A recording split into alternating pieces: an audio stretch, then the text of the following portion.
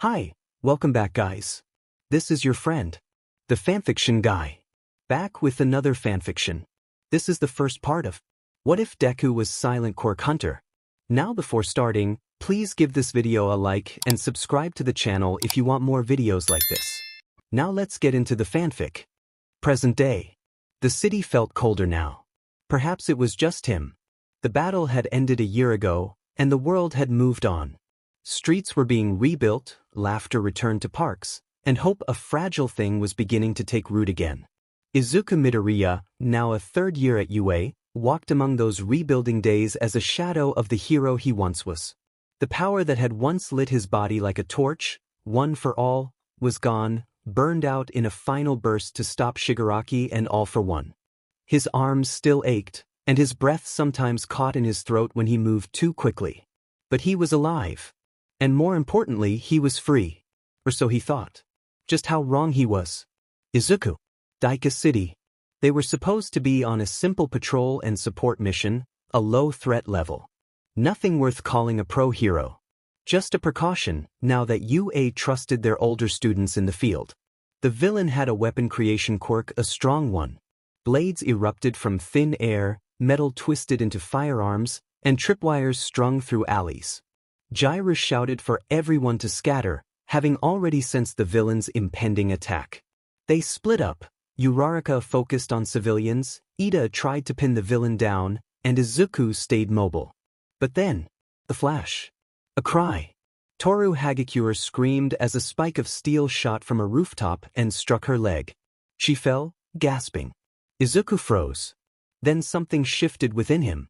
It felt like a pulse, a growl from deep inside. Something old, something wrong stirred. His body moved before he could think. The villain saw him approach, laughed, and raised another blade. Izuku caught his arm and instinctively grabbed his head. The villain's eyes widened, his scream caught in his throat. In that instant, a pull like suction, like drowning, overcame him. Izuku's hand burned as black veins snaked briefly up his wrist. The man convulsed, twitched, and then collapsed. The blades vanished. Every weapon dissolved into air. The quirk was gone. Izuku staggered back, panting, hands trembling. He felt it buried in his chest now, the weapon quirk. Stolen. Eaten. And the worst part? He felt full. Satisfied. No one saw it clearly. Only that Izuku stopped the villain, that he saved Hagakure, that the threat ended in seconds.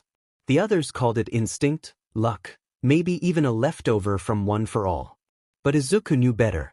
All for One's quirk, the ability to steal quirks, had awakened. And with it, a hunger he wasn't sure he could control. Nobody noticed him standing there, left alone for a moment as everyone hurriedly attended to Hagakure's wounds. A blade dropped. Izuku had used the quirk he stole from the villain. Somehow, inside him, it felt natural, like instinct. He clenched his fist, realizing what he had done. They say villains crave power. That heroes stand against it. That there's a line one you never cross. He crossed it. And no one knew. The shower's water ran hot, almost scalding. He watched steam rise off his arms, tracing invisible lines across scarred skin. He thought if he scrubbed hard enough, he'd feel clean again. But it was still there. That presence. That weight in his chest that hadn't existed yesterday. He could feel it, his quirk. Weapon creation, capable of forming basic alloys from ambient carbon and silicon deposits. He knew that now. He hadn't studied it. He hadn't analyzed it. He absorbed it. It was as if the quirk melted into his cells, and now it was just his. No one taught him how. He didn't use a machine. He didn't say a phrase. He just grabbed the villain's head and stole it. He dried off slowly, careful not to look at himself in the mirror. He didn't want to see the eyes staring back at him. Not All for One's. Not Shigaraki's. Not even the villain he stole from. Rumi's room. The city was quiet beyond her window, lights dimmed, the world hushed. Rumi sat curled up on her couch, still in her oversized hoodie from rehearsal, the one that faintly smelled like his cologne. Her phone buzzed with a voicemail from Izuku. Heart racing, she pressed play. As the music played, she blinked, her lips parting in a breath she hadn't meant to hold. That's how he felt too? Her fingers gripped the phone tighter. The lyrics echoed in her mind, and her chest tightened. She couldn't believe he felt this way. She could almost see his tired eyes, that soft frown he always wore when he felt too much. He always hoped, even when he was hurting. As the song continued, she gasped quietly, her hand flying to her mouth. Did he mean her? Her heart thudded, skipping like a scratched record. Memories crashed into her mind: late-night calls, whispered laughter, the way his voice changed when he talked about her music. Tears slipped down her cheeks, uninvited but honest. Izuku had really sung that to her. Her heart fluttered wildly, overwhelmed with joy. It was clumsy yet beautiful. She replayed it, line by line, feeling every word like it had been wrapped in a ribbon and handed to her heart. Rumi sat there, eyes closed, smiling through her tears. She whispered to the silence, admitting her feelings. And then, with shaking hands, she ran to the bathroom. And they stopped, both frozen as if they had heard each other. It was as if the universe, cruel or kind, had whispered the other's name just behind the lyrics. Silence returned, but this time it wasn't hollow, it was shared. Somewhere in that silence, a heartbeat aligned with another. Rumi faced her phone, a picture of Izuku displayed on the screen. Izuku mirrored her action, looking at the picture of Rumi. As both sang the final word, they whispered, "You," as if they were talking about each other, both smiling at the pictures and imagining something that made their hearts skip a beat. Zoey blinked as she caught a glimpse of Rumi's phone screen over her shoulder. Mira leaned in beside her, curiosity piqued. The screen had only flashed for a second, but the image was already burned into their minds. A young man with windswept green hair seated on a rooftop, the orange hue of a setting sun behind him. There was something heavy in his posture, as if he was always carrying more than anyone ever should. That wasn't. Zoey said slowly, setting down her Huntrix noodles. Mira squinted. Was that Izuku Midoriya? Rumi froze for half a second, then casually turned her phone face down on the table. It's, she muttered, a bit too quickly. Zoey leaned forward. The Izuku Midoriya? The one who fought in the war? The one who faced both All for One and Shigaraki? Mira added. Didn't he vanish for weeks back then reappear to save a whole city overrun by a villain that could control bodies? They looked at each other, recognition dawning like lightning. Even if they had never gone into hero work themselves, they still remembered the headlines, the footage, the aftermath. Zoey tilted her head, stunned. Rumi. You know him? Rumi didn't answer right away. She ran her finger along the rim of her glass, avoiding their gaze. Mira's voice softened. You do, don't you? He's just a person, Rumi said eventually. Not some god, not a symbol. Just someone who's been through too much. Zoey gave a dry laugh. Yeah, and the entire world saw him carry that weight. Even people outside Japan know his name. Everyone wanted to call him the Demon King Slayer. She was a die-hard fan of Izuku's heroic exploits, having witnessed the sports festival and the broadcast of the war. He never wanted that, Rumi said quietly. He never asked to be anyone's savior. A silence lingered between them. Then Mira nudged her. You've been smiling more lately. Zoey grinned. And humming those lyrics like some love-struck drama heroine. Come on, don't play coy. What's your deal with him? Rumi gave the faintest smile. Maybe you're in love with the most famous war hero in modern history? Zoey teased. Rumi chuckled softly but said nothing more. She just whispered to herself, he sees me, not what I am, not what I'm hiding. Just me. That alone made her heart ache and flutter with delight. He's that good? Now I like him more. Zoey pouted, realizing Rumi had a head start with her hero crush. You and me both, Zoey. You and me both. Mira huffed, realizing that trying to go on a date with that heroic figure meant she had competition among them. You too like him? Rumi exclaimed, just realizing it now. She sighed at the headache she was about to experience. The morning air was sharp with the scent of dew and distant smog, familiar and grounding. Izuku jogged slowly through a quiet part of the district, arms pumping lazily, muscles sore from his earlier weapon creation training. He wasn't pushing himself. Today was about breathing, about pretending he wasn't drowning in guilt. He slowed to a stop near a park bench, placing one hand on the backrest as he caught his breath. He thought to himself that no matter how much he trained, he still felt like he had failed back then. The war never really ended for him, not inside. That's when he heard it, a soft, gentle sound. He looked down and saw a small, dirty white kitten sitting beside his sneaker. Crimson-red eyes stared up at him, a crescent mark glowing faintly on its forehead. Two bushy white tails with black patches twitched behind it, flicking lazily as if they had their own thoughts. "No collar," he murmured, crouching slowly. "No tag. You're just out here alone?" The kitten walked up, rubbing its head against his leg, then curling around him with a low, content purr. Izuku blinked, surprised, and then smiled. "Well," he chuckled, lifting her into his arms. "Looks like the cat adoption system works after all."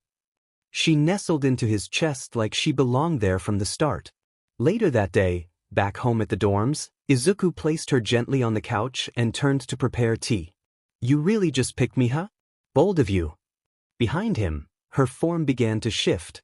Without sound or warning, the kitten's tiny frame elongated. Flames ignited from her feet and tails. Her body grew muscles, fangs lengthening as she transformed into a massive saber-toothed feline, infernal fire dancing along her sleek, dirty white fur. Her red eyes blazed with a demonic intensity, ancient and proud. Then, as if it were nothing, she shrank again, returning to the size of a small kitten, yawning wide as though the transformation had been nothing more than a stretch. By the time Izuku turned with the tea, she was swatting a coaster off the table, eyes wide and innocent. He narrowed his eyes. "That wasn't normal, or was it?" She mewed sweetly. He sighed, amused. "Of course you're more than you look. Why wouldn't you be?"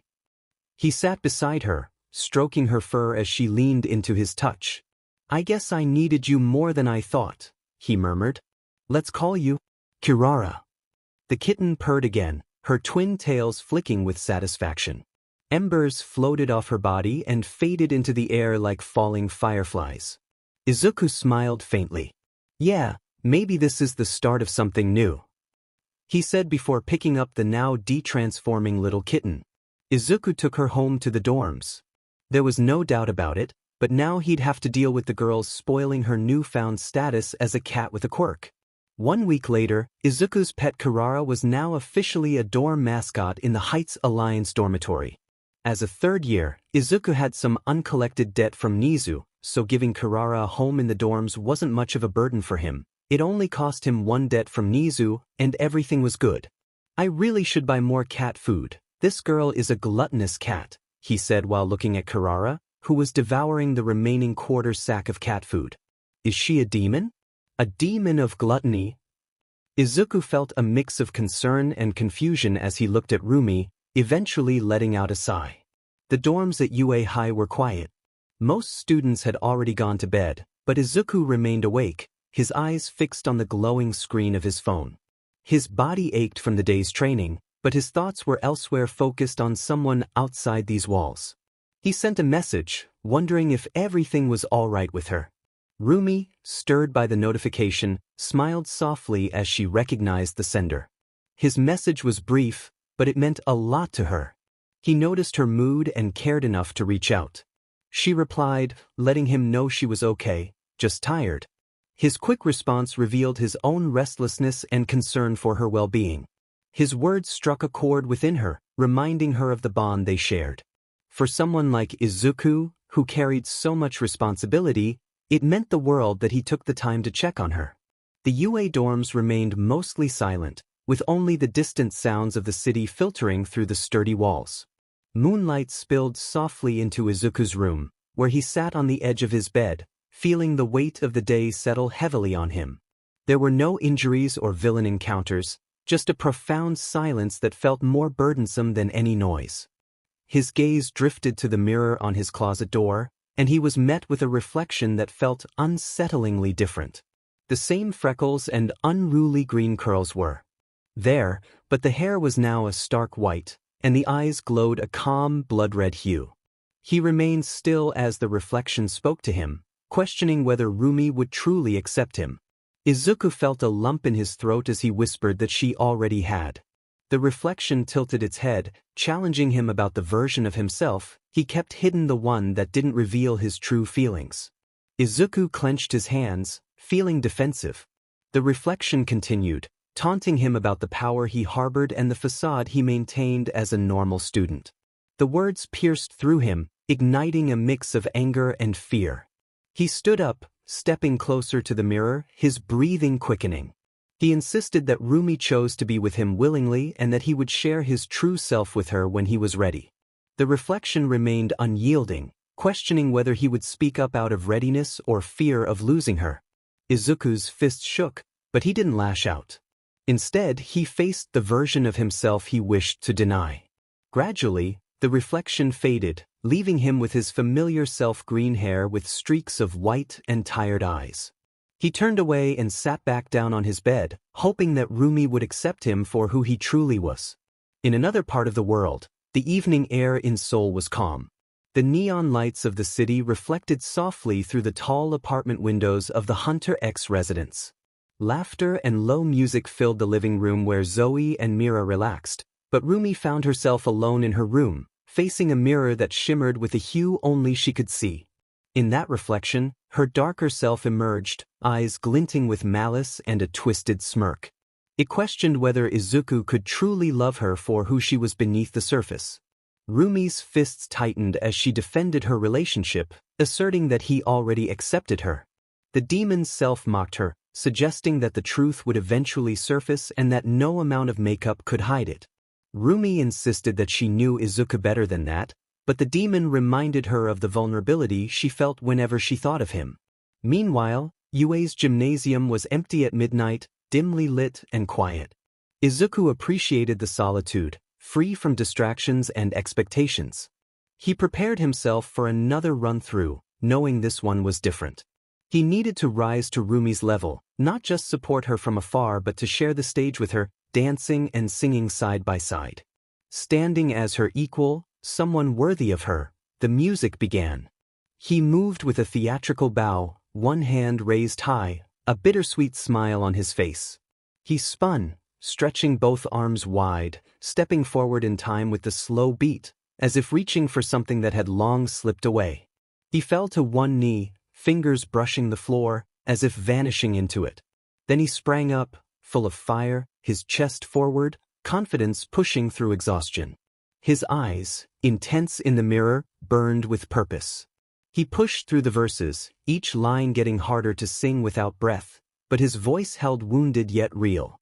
His hands mimicked strings being pulled, spinning in place as if trapped in choreography not his own. He froze mid-pose, chest heaving, fingers trembling, but he didn't stop. The beat kicked up and so did he.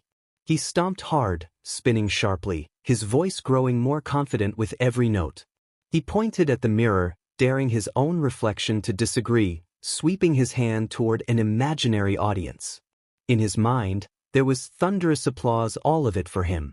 He danced harder now, steps clean and movements fierce, every motion punctuated by years of physical training, now transformed into something artistic. By the time he hit the bridge, sweat poured from his hair, his muscles ached, and his voice cracked from strain, but he couldn't stop. His steps slowed, more deliberate now, like struggling through thick water. His chest rose and fell with raw emotion, pointing again at the mirror not as an accusation, but as a challenge to himself. The final chorus roared in his ears, and he gave it everything, every last drop of air, pain, and fire. His body moved like he wasn't a hero anymore but an artist, a performer. He understood her world now, just a little more. When the music finally stopped, he dropped to the floor, sweat pooling under his back as he stared up at the gym ceiling. His chest heaved, throat raw, muscles trembling, but he smiled not because he was perfect, but because, for the first time in a long while, he felt like he belonged in her orbit. He thought about doing this so he could be worthy of her love, her praise, everything she was. The stars began to shimmer above Yue High as the last light of day faded into a deep blue. Izuku Midoriya strolled quietly along the stone path behind the dorms, his hands tucked into the pockets of his jacket. Beside him walked a smaller figure, bundled up in a soft hoodie and carrying a stuffed green rabbit in her arms. Eri looked sleepy but content, her white hair swaying gently with each step. They didn't speak much, they didn't have to. Eri liked the quiet, especially when Izuku didn't fill it with too many questions or worries. He just walked with her, letting her think and feel safe. After a few minutes, they found their usual bench beneath the tall campus tree near the courtyard. The lantern above them buzzed softly, casting a warm light. Izuku Midoriya was a third year at UA High School and was currently listed as Quirkless in the Quirk database. However, he had inherited all for one from Tenko Shimura. Whether it was a curse or a blessing was up to Izuku to decide. He was a talented young man, capable of interpretative dance that complemented his angelic or demonic singing, depending on the tone he chose. Rumi was Izuku's love interest, possessing demon lineage that terrified her regarding what Izuku might think of her. She faced her inner demons to gain a chance to be fully loved by him. A skilled swordsman, she had experience in fighting, being a hunter. She was also a talented singer and the leader of Huntr X, a worldwide known group of female idols. Mira was the black sheep of her family due to her attitude and showed signs of being a potential love interest for Izuku. She was fascinated by his toned muscles and cute face. Skilled in spearmanship and hunting demons, she was also a singer and choreographer for Huntr X. Zoey was another possible love interest for Izuku, known for her borderline stalker behavior. She often stalked his herogram account to see if he posted new photos, and she liked what she saw. Both she and Mira were captivated by Izuku's physique. Zoey was also diabetic, so Mira and Rumi always monitored her sugar consumption. She was skilled in knife throwing and experienced in fighting demons, also a singer and rapper for Huntr X. Izuku crouched atop a cracked rooftop, eyes fixed on the alley below. The city was unusually quiet, but he had learned that silence was often a predator's lullaby. Somewhere in the maze of streets was a man who didn't deserve the power he held, a villain who slipped through the law's fingers, leaving only echoes behind. Teleportation was a rare quirk, tactical, slippery, and devastating in the wrong hands. Izuku clenched his fists, knowing it was exactly the kind of quirk all for one would have taken without question. But he wasn't him. Not yet. A flicker of movement in the alley caught his attention.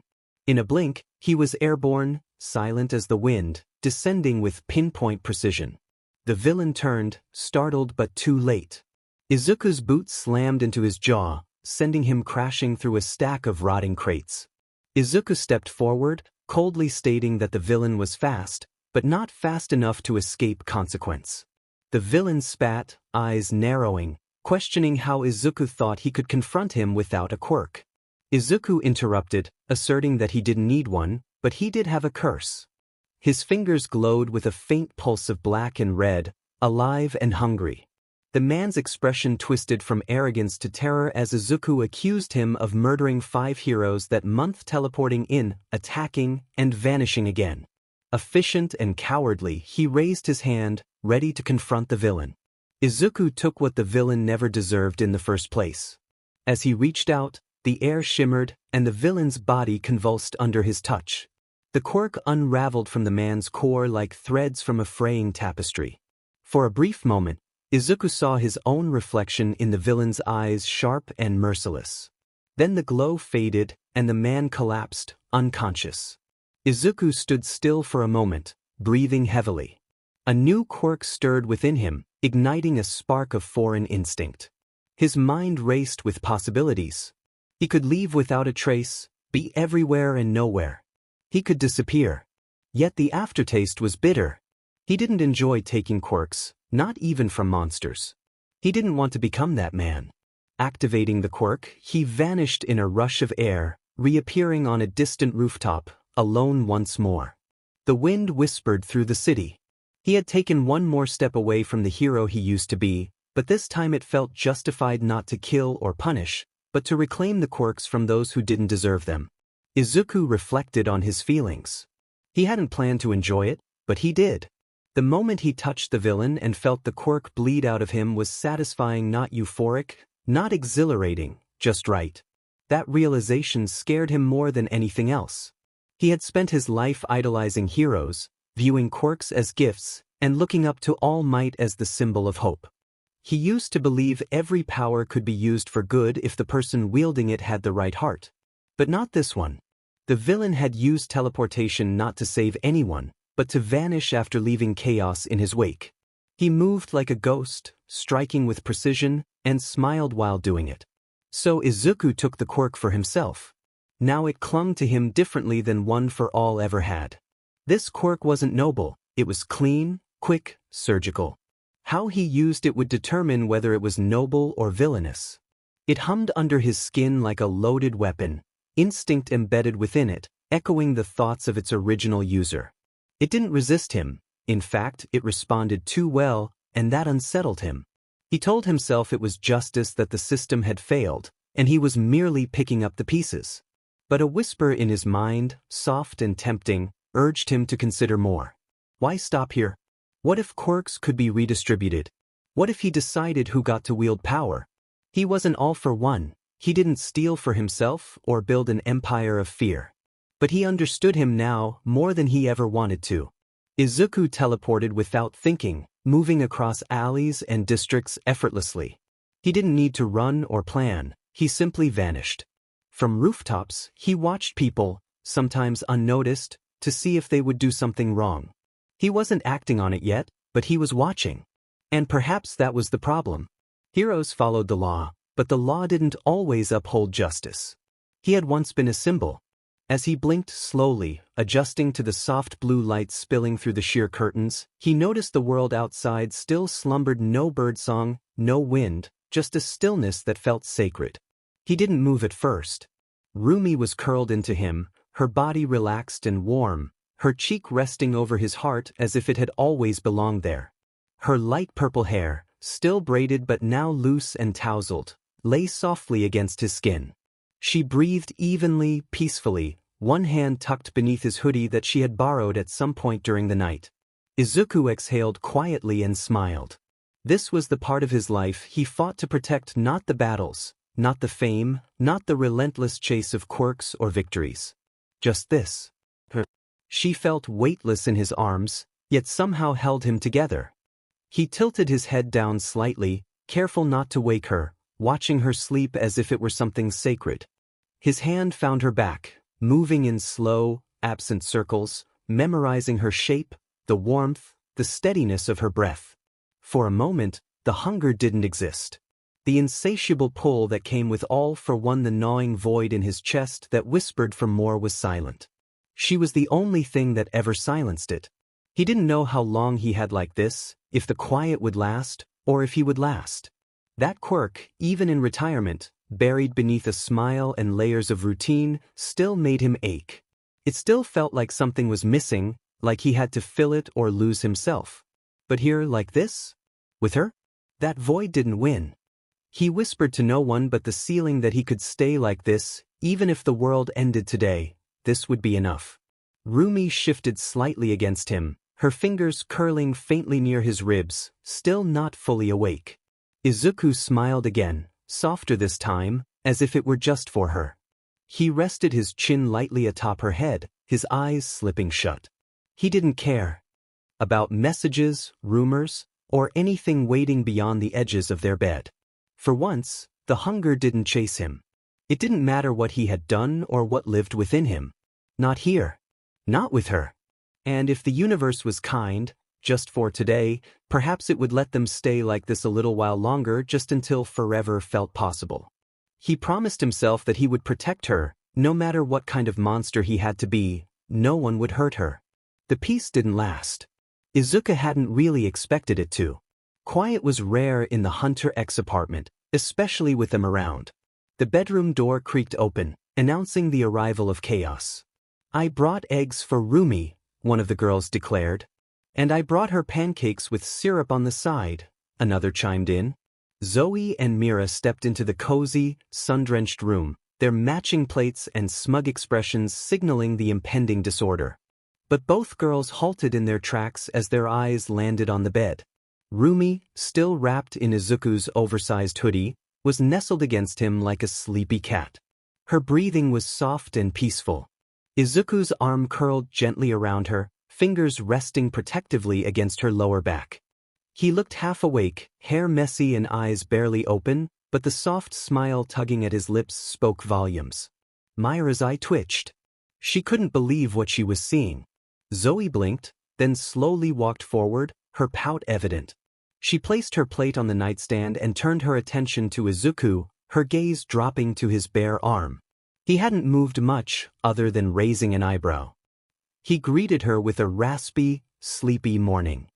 Morning, Zoey replied smoothly, as if this was all perfectly routine.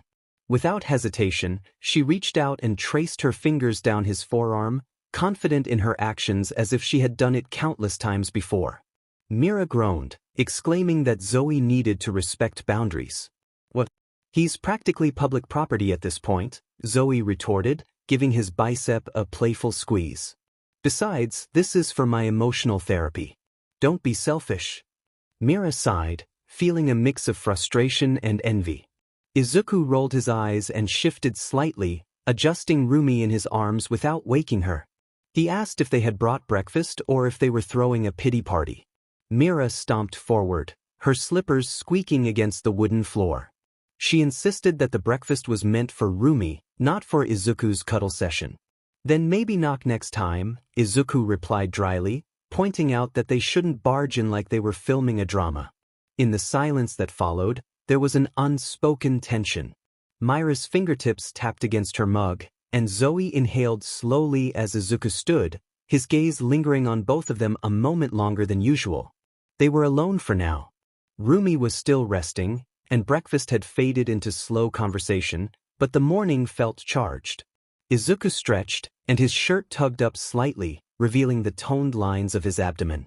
Zoey instinctively looked away, but Mira noticed. Izuku smirked and leaned in, suggesting he had something to share. He began to sing softly, letting the lyrics flow from his lips like velvet.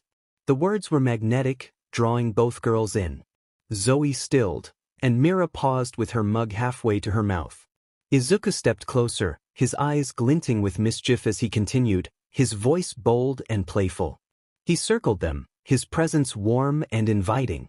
As he sang the final lines, he crouched slightly to meet their gaze, his voice dropping to a whisper. He held their eyes, and the atmosphere thickened with unspoken emotions. Then he pulled back with a quiet smile, as if nothing had happened, returning to his seat and sipping from his mug like it was just another morning. Neither girl spoke, their cheeks still tingling from his touch. The air felt heavy, even as Izuku wandered toward the balcony, humming the last notes of that captivating song under his breath. Zoey sat frozen, her legs crossed tightly under the table. Mira remained still, her red hair catching the morning light as she rubbed the edge of her coffee cup. After a moment, Zoey broke the silence, her voice low and slightly shaken, questioning if Izuku had just teased her. Mira blinked, startled by the sound of her voice, and confirmed that it wasn't just a song. Another pause followed, and Zoey added that Izuku had touched her face, wondering if it was a sign, especially since he was already in a relationship with Rumi. Mira murmured that he had touched her too. They exchanged glances, both realizing they had been circling the same flame for too long without acknowledging it. Zoey attempted to joke, her mouth twitching upward, asking if Izuku was teasing them or if he even knew what he was doing. The atmosphere shifted when Rumi casually spoke, her words slicing through the tension. "What?" Zoey asked slowly, unsure if she had heard correctly. Mira tilted her head, urging Rumi to repeat herself.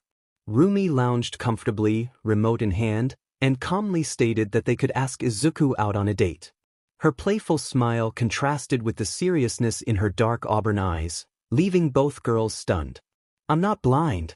I saw how you looked at him during breakfast. I noticed how you melted when he sang." Rumi turned her head lazily toward the kitchen, where Izuku had stood just moments ago. "And believe me, I felt that too. Every single note."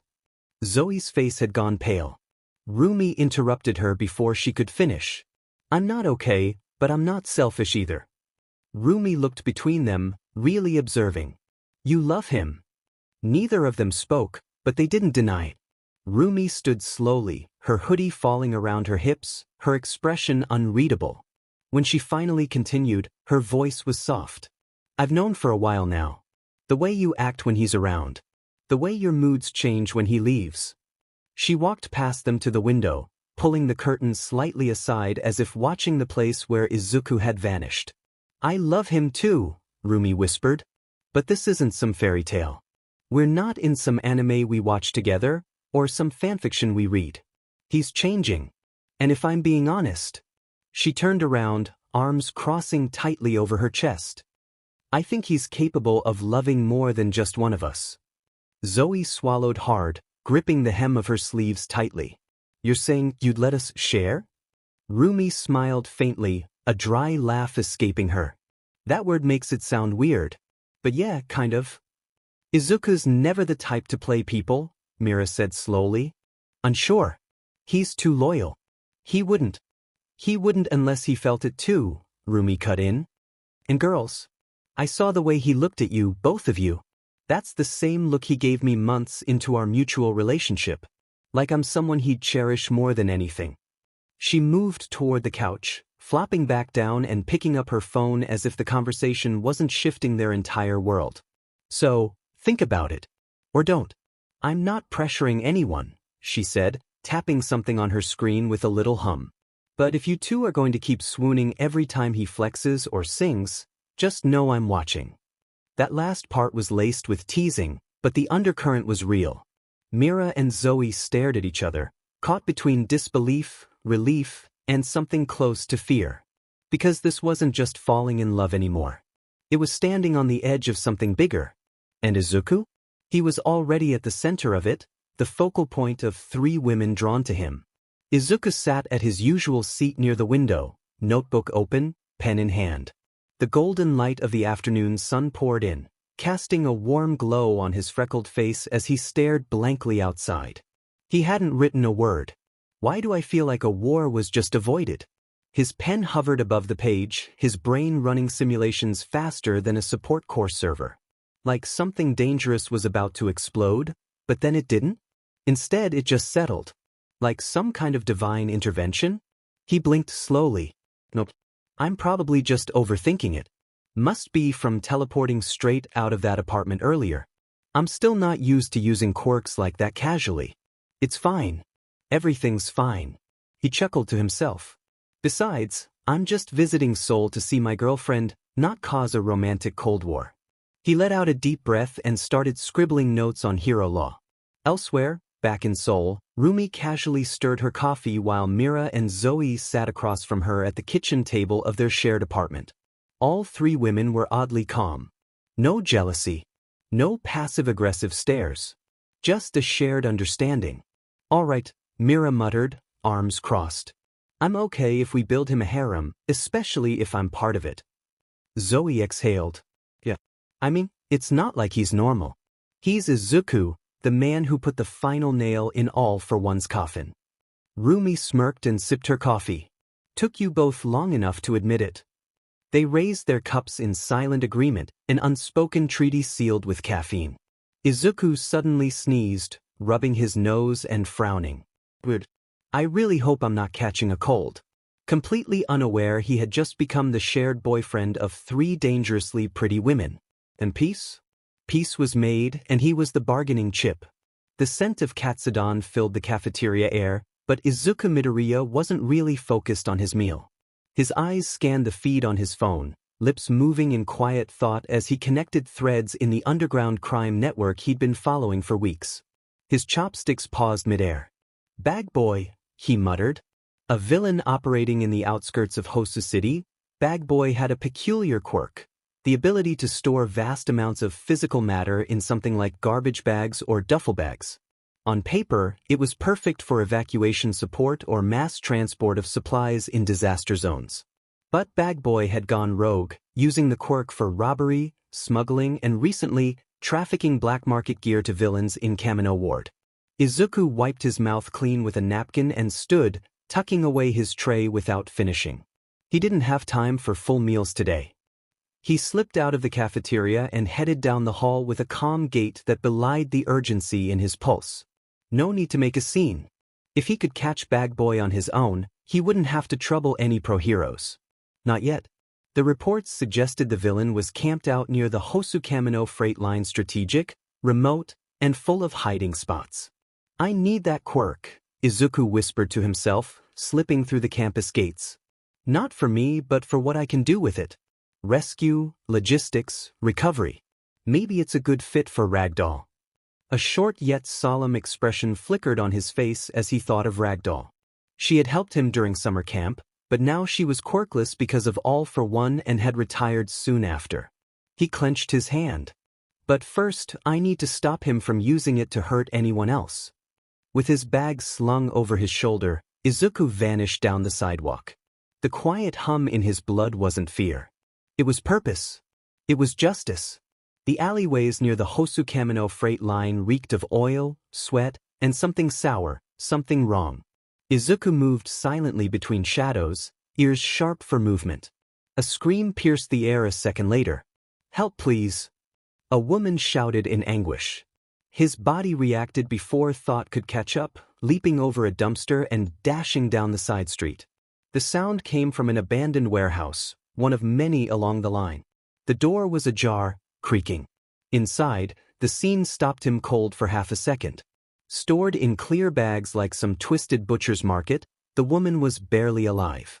Bound in quirk-suppressant cuffs, her eyes were wide with terror. In front of her, crouched and sifting through a pile of severed limbs with an eerie calm, was Bagboy. He appeared to be nothing more than a salaryman in a windbreaker until he smiled. Bagboy sensed Izuku's presence and remarked, acknowledging the situation, that there was another DLVRY for the collection. Izuku did not respond. His eyes were locked onto the villain before him, then flicked toward the woman. She was still breathing, which was a relief. Suddenly, he noticed an arm disappearing into thin air, into Bagboy's invisible storage. Izuku's blood boiled at the sight. He stepped forward, his voice low and determined, stating that Bagboy did not have the right to keep using that quirk. He explained that such an ability could save lives, evacuate cities, and deliver aid to disaster zones. Bagboy tilted his head, amused, and countered that instead he stored art, suggesting that Izuku should appreciate his efficiency. Izuku clenched his fist, refusing to give another warning. The floor shattered beneath his step as he launched forward, a blur of motion. Bagboy barely dodged the first hit, but Izuku was not aiming to knock him out. He wanted the monster in that human body to feel pain. The warehouse cracked under the pressure of Izuku's strikes. Bagboy attempted to SCK debris into his quirk for shields, but Izuku was faster, smarter, and fueled by anger. He feinted left, shattered a support beam, and sent Bagboy crashing into a steel shelf.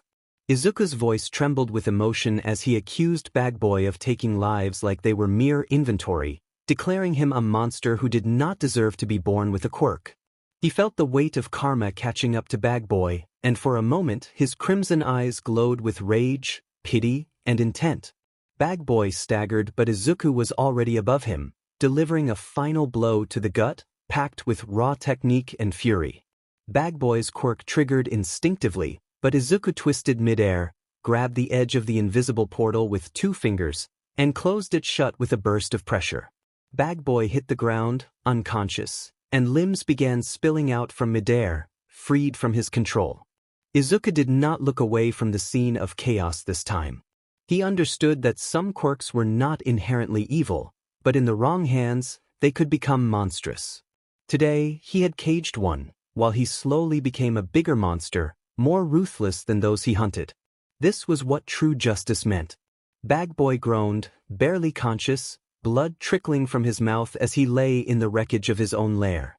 The stored limbs began to spill from the collapsing quirk space like overstuffed bags bursting open. Izuku stood over him, eyes narrowed not with pity, but with cold finality. He remarked that Bagboy liked putting people in bags and suggested they see how he liked it when he was on the receiving end. He grabbed one of the massive duffel bags, formerly used by Bagboy, and slammed it open. With methodical precision, he hauled the villain up by the collar and stuffed him inside, ignoring the groans and feeble resistance. Izuku tightened the zipper halfway and jammed a steel pipe through the handle loops, sealing it shut. He crouched by the bag and whispered that Bagboy would live, but he would wish he hadn't. Heroes would arrive soon, and he would be zipped in there until they dragged him away. The bag shifted again, and Izuku pressed his foot on top of it. He reminded Bag Boy that he had stolen lives and stored people like objects, and he had seen what he did. His voice dropped lower, colder, as he stated that he had done the same to him. Standing upright, he brushed dust off his uniform blazer, remarking that karma fit in a duffel bag after all. Sirens echoed faintly in the distance. Izuku took one last look at the bloodstained scene before turning and walking away, shoulders tight, breath calm, and mind steeled. Some villains receive trials and opportunities for reform, but those like Bag Boy? When one acted like an animal, they should be prepared to be treated like one. Izuku stood on the edge of a nearby rooftop, hands in his blazer pockets, silent as pro-heroes poured into the scene below. Medics wheeled out pale, unconscious survivors, while body bags followed too late for some. The duffel bag twitched once on the pavement, now tagged and surrounded by suppression units. Izuku's eyes narrowed as he observed the situation. He noted the presence of 3 kids, a mother, and a patrol officer. He watched as Endeavor barked orders while detectives marked the ground with chalk. Reporters buzzed at the perimeter, already spinning headlines. Izuku remained still, rooted in place. A breeze tugged at his green curls, but he did not move. He felt neither pride nor anger anymore, just a profound stillness. He whispered to himself that this was one less nightmare in the city. Then he turned, slipping into the shadow of the next rooftop, gone before Endeavor could look up. Endeavor thought he sensed something moving on that rooftop but shrugged it off as paranoia. The soft hum of city life outside the apartment window was muffled by the warm glow of the living room lights. It was already night, with moonlight casting silver shadows through the half-drawn curtains. Inside, the girls had settled into their usual hangout spots after dinner, their voices low and cozy. Mira murmured that she still couldn't believe he said he would make them free when they were all a part of him. She found it cunning and admitted it made her like him more, reflecting on how unexpected it was from someone who had cried during the sports festival in his first year at UA. Zoey dramatically clutched her chest from where she lay across the couch, expressing that if he said things like that again, she might literally melt into his arms. Rumi, perched near the window with a lazy grin, sipped from her bottle of juice and teased that they should have seen their faces, noting that their reactions were priceless. Mira tossed a pillow at Rumi, playfully accusing her of being no better, as she always blushed when telling stories about him. Rumi admitted her guilt, catching the pillow and snickering, asking if they could blame her. Just then, a faint flicker of green light rippled behind them, and with a low hum, Izuku teleported in, still in his UA uniform, looking mildly winded but sharp as ever. He blinked at the scene, greeting the girls with a courtly demeanor. 3 heads whipped around, and Zoey scrambled upright. Izuku stepped into the room with a playful smirk, casually giving a peace sign. He mentioned that he had just caught the part where he was apparently dangerous to diabetics. Zoey groaned and buried her face in the pillow, wishing for an escape. Izuku playfully flopped down beside Mira, teasing that he would kill her with his sweetness. Rumi grinned, asking if it had been a rough day. Izuku replied that he could use something rough but not a day, expressing his contentment with the current moment. Mira and Zoey exchanged confused glances, wondering what Izuku meant. Rumi, with a smug grin, hinted that it was a secret as she lightly tugged on Izuku's red tie, pulling him away. Izuku, tired and resigned, muttered about the chaos of his life. Rumi echoed his playful tone, and he followed her willingly, leaving Mira and Zoey bewildered. Outside Rumi's room, the hallway was quiet again. Izuku emerged first, running a hand through his hair, looking slightly disheveled but satisfied. Rumi followed a moment later, stretching her arms above her head, though she limped slightly, indicating she was still sore from their earlier activities. Mira and Zoey sat on the couch in the living room, exchanging glances as they watched the door close and lock.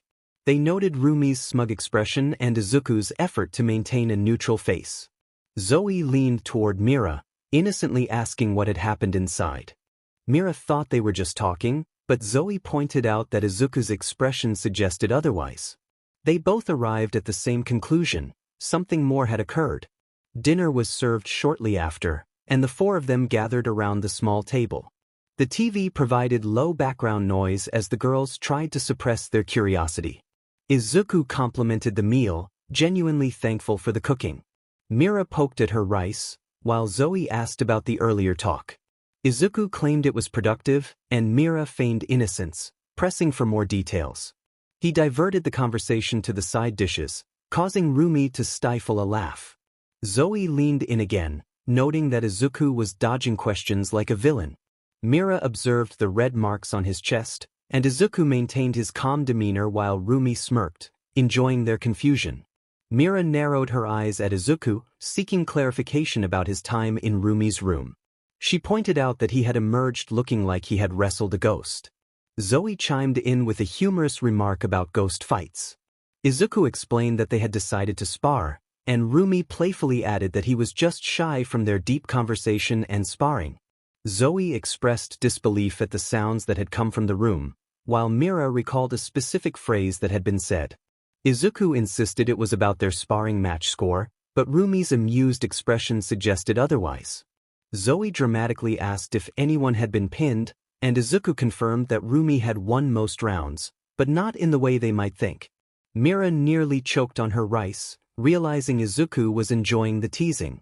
Rumi advised them to let it go, claiming what happened behind closed doors should stay there, unless the walls were thin, which Mira noted was the case. Zoey sighed, feeling overwhelmed by the thoughts swirling in her mind. Izuku suggested she could simply not think about it, but she shot him a dry look, recalling her earlier comment about melting into his arms. Rumi laughed, confirming Izuku's effect on others. Mira mentioned they were supposed to share him, which caused Izuku to freeze in surprise. He struggled to process what had just been said, while Mira feigned innocence. Zoey groaned, feeling the awkwardness of the situation. Izuku slowly set down his chopsticks, unsure of how to respond, while Rumi grinned, suggesting he should feel flattered. In a surprising turn, both Mira and Zoey asked if they could spar too, leading Izuku to joke about needing protection for his sword. Rumi giggled at his comment, thinking he had dug his own grave. The next morning, Izuku was the first to wake up. The early light filtered through the curtains of the guest room, and he sat up slowly, feeling the warmth of two bodies still resting beside him. Zoey, with her dark hair and soft bangs, was curled up on his left, while Mira, her red hair a little messy, was tucked against his right side. Both were still asleep, peaceful and close. He rubbed the back of his neck, quietly slipping out of the sheets to avoid waking them. As he stood, he pulled on his shirt and stretched, feeling the lingering ache from the previous night's activities. Before he could head to the door, it creaked open. Standing there was Rumi, her long lilac-colored hair tied into a braid tightly behind her back. She wore casual clothes, her arms crossed and a teasing smirk on her lips. She commented on the unexpected service of the guest room, raising an eyebrow playfully. Izuku blinked in surprise, acknowledging her presence with a simple greeting. Rumi explained that she had heard noise the previous night and assumed someone was training, noting that it was the kind of sparring she had in mind. Behind him, Zoey stirred and stretched, still sleepy, while mistakenly coiling her arms around Mira, thinking she was Izuku. Mira groaned, echoing the sentiment for more sleep, unaware that they were hugging each other instead of Izuku. Rumi's smirk widened as she offered to make breakfast, suggesting that they must be starving after their exercise. Izuku scratched his cheek, unsure how to respond, and thanked her. Rumi left without waiting for a reply, and he sighed. Zoey and Mira slowly sat up, both looking at him with sleepy eyes and small smiles. They wondered if Rumi had heard them, and Izuku confirmed that she had seen them. Mira laughed softly, noting that this revelation saved them from hiding their feelings. They sat in silence for a moment, the warmth between them lingering, before all three began getting dressed, ready to face the day together. Izuku sat in the corner of the room, sipping his coffee as the morning sun filtered through the windows, casting a soft glow on the wooden floors. Zoey, Mira, and Rumi chatted at the table, their laughter and playful teasing creating a comforting atmosphere. However, Izuku's attention was elsewhere. He felt a sense of unease despite the gentle presence of the three women around him. His mind was preoccupied with the information La Brava had just shared. He glanced down at the small communicator in his hand and whispered for La Brava to continue. Her voice crackled through the earpiece, revealing that she had found the person he was looking for, a villain known as Blood Nail. Her quirk, red talons, allowed her nails to pierce anything, and she took pleasure in the pain she inflicted on others, whether they were heroes or civilians. Izuku's jaw tensed at the news. He had encountered too many sadistic individuals like her and was exhausted from pretending they deserved mercy. La Brava continued, detailing the tragic fate of 5 heroes who had fallen victim to Blood Nail, including 2 who were ambushed while off-duty with their families. The anger within Izuku began to bubble, and he felt a dark resolve forming. He muttered that he would handle it, his eyes hardening with determination. La Brava expressed concern about the challenge ahead, mentioning that Blood Nail worked under someone named GWIMA, an individual rumored to have been around longer than All for One. Izuku stood, sliding the communicator into his pocket, and glanced at the girls. Rumi met his gaze and smiled softly, unaware of the turmoil brewing within him. He reassured himself that it didn't matter who GWIMA was. If they hurt people, he would confront them. With a firm voice, he announced that he was heading out and wouldn't be long. The city slums were filled with the stench of mildew, oil, and rust, mingling with the remnants of old regrets. Under a broken neon sign reading Koenji's repairs, alley shimmered faintly with puddles of rain and broken dreams. 3 civilians, a middle-aged courier, his teenage daughter, and a janitor cowered against a cracked brick wall, their faces pale and eyes darting nervously between the shadows and the woman standing before them. Blood Nail smiled as they screamed and laughed at their pleas. Izuku watched as she inflicted pain on a woman simply for looking at her, while the man who tried to protect her suffered a severe injury.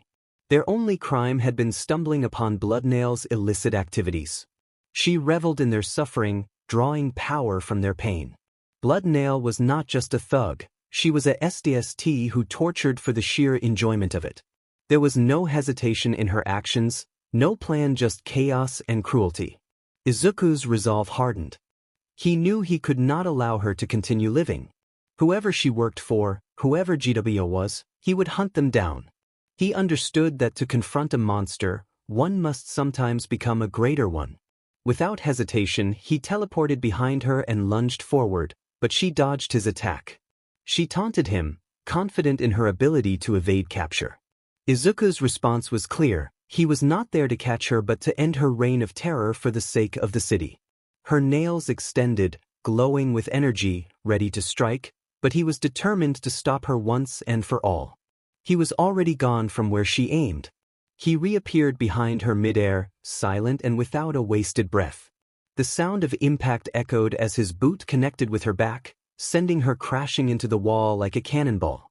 Izuku growled, questioning if that was all she had. Blood Nail laughed through the pain, her grin wide and twisted. She expressed her enjoyment of the rough encounters. Izuku, however, was not interested in her antics. As her hands flared again, claws sharpening mid-motion, she slashed upward. Izuku ducked, rolled to the side, and grabbed her wrist mid-swing. Her eyes widened in surprise. With a swift motion, he twisted her wrist until her elbow bent the wrong way, and she shrieked in pain. He stated coldly that he was not there to impress her and that she would not walk out of this alive. Blood Nail screeched and lunged again with her other arm, but Izuku caught that too, his grip like iron.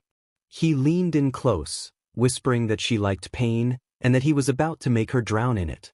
He drove her headfirst into the pavement, the impact cracking the ground and echoing through the alley.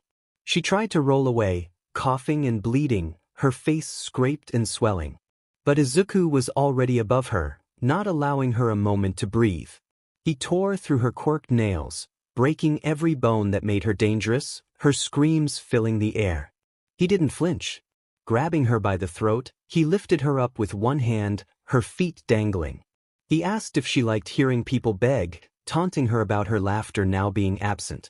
Blood Nail clawed at his hand, choking, tears streaming down her face as blood dripped from her mouth. She managed to gasp that she was just following orders, but Izuku dismissed her words, slamming her into the wall again, the concrete cracking behind her. He reminded her that she chose to hurt others, that she smiled when they screamed. As she slumped, broken and gasping, he coldly declared that it was her turn. She didn't scream that time, her body was too broken. But Izuku wasn't finished. He summoned a concentrated burst of power into his palm, energy swirling and glowing violet blue in the dark alley. He told her she wouldn't get a trial or see Tartarus. She was no longer a villain, just a body now. The blast pierced her chest and the light faded. Just like that, Bloodnail was gone. Silence enveloped the alley, with only the flicker of a distant streetlight remaining. Izuku stood in the middle of it, white hair ruffled by the wind, blood on his gloves, staring at nothing, no smile, no words. He moved closer to her, whispering that she wasn't done yet, that death was too light for her. He reached out a hand to the cold form of Bloodnail and activated a quirk he had stolen from a villain days ago, one that allowed him to heal even those who had died within 20 seconds. Suddenly, she gasped, confused about why she was alive. She checked her body, finding the hole was gone. Izuku coldly informed her that mercy was not his game anymore, and she had done too much to deserve any. With a resounding crack, he broke both of her legs, ensuring she couldn't run away. Bloodnail yelled at him, calling him a monster, which only made him smirk. He found her plea amusing, reminding her that now she was the one begging. He put her in a chokehold again, and as she struggled to breathe, she spat on his face. Despite her attempts to squirm free, Izuku told her she didn't deserve her quirk. As her skin turned pale, she defiantly claimed she still had it, that she was born with it. Izuku countered that he saw it as a blessing to help others. He placed his other hand on her forehead, and realization dawned on her as energy was escaping from her body into his. What made her special became a weapon for Izuku. She recognized the name All for One, her voice filled with dread. Izuku confirmed her realization and let her fall to the pavement, declaring it was her turn to scream. The alley was filled with the stench of burnt flesh, blood, and regret. Bloodnail lay slumped against the wall, breathing in short, ragged gasps. Her once proud form was now trembling, eyes wide and unfocused. Her fingers were no longer aligned, skin raw, joints twisted, and tendons frayed from the endless cycle of being broken and healed. Izuku stood above her, white hair damp with sweat and blood, his crimson eyes dull and dangerous as he looked down at her without an ounce of pity. He cracked his knuckles, bloodied from the encounter, some of it his, most of it hers. He muttered that she liked pain and thought it made her powerful. Bloodnail whimpered as her arm twitched from another failed attempt to lift herself.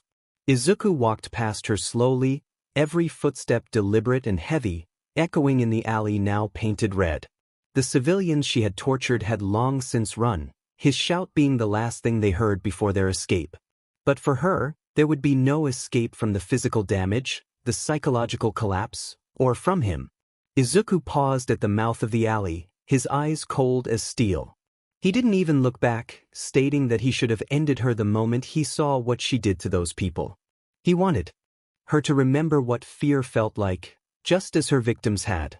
Bloodnail coughed blood, realizing her quirk was gone, suppressed deep within her broken psyche. She rasped that he was worse than her, but Izuku didn't turn around. He acknowledged it before stepping into the dark, disappearing from the alley and leaving behind a shattered villain. As he left, he remarked that that was the best part, leaving Bloodnail hopeless, broken, and alone, pleading for mercy. She twitched, gasping and choking, trying to scream but choking on iron and spit. Her body lay broken, a shadow of its former self. Fingers were twisted and bruised, ribs crushed from relentless blows, and every breath sent waves of pain through her. Izuku was gone. He had walked away, leaving her to face her fate alone. A faint whisper escaped her lips, pleading for help, but the wind carried her words away, unanswered. She felt defeated, her spirit crumbling as she struggled to lift her hand, only to find it unresponsive. Tears streamed down her bruised cheeks, her sobs echoing in the empty alley. She didn't want to die like this, alone and afraid. Blood pooled beneath her, a stark reminder of her lost strength and pride. Once, she had been a source of fear for many, but now she was just a frightened girl, vulnerable and begging for survival. Yet there was no one to hear her cries, only the sound of her own despair. In her final moments, her body convulsed, then fell still. Her eyes remained wide open, reflecting the terror of her last breath. The silence that followed was overwhelming. Blood Nail, the once feared villain, had met her end, crying out for mercy that she had never shown to others. Soon after, Izuku returned, emotionless as he looked at Blood Nail's lifeless form. He acknowledged the truth of his actions, recognizing the monster he had become before vanishing with his teleportation quirk.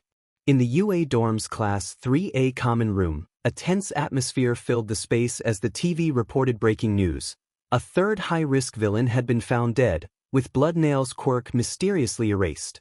The camera captured the chaotic scene in Tetouan District, where police cordoned off the area and reporters clamored for details. Mina broke the silence, noting the grim pattern. Zero confirmed the sequence of events, recalling the first victim, Xavier, whose force field quirk had failed him.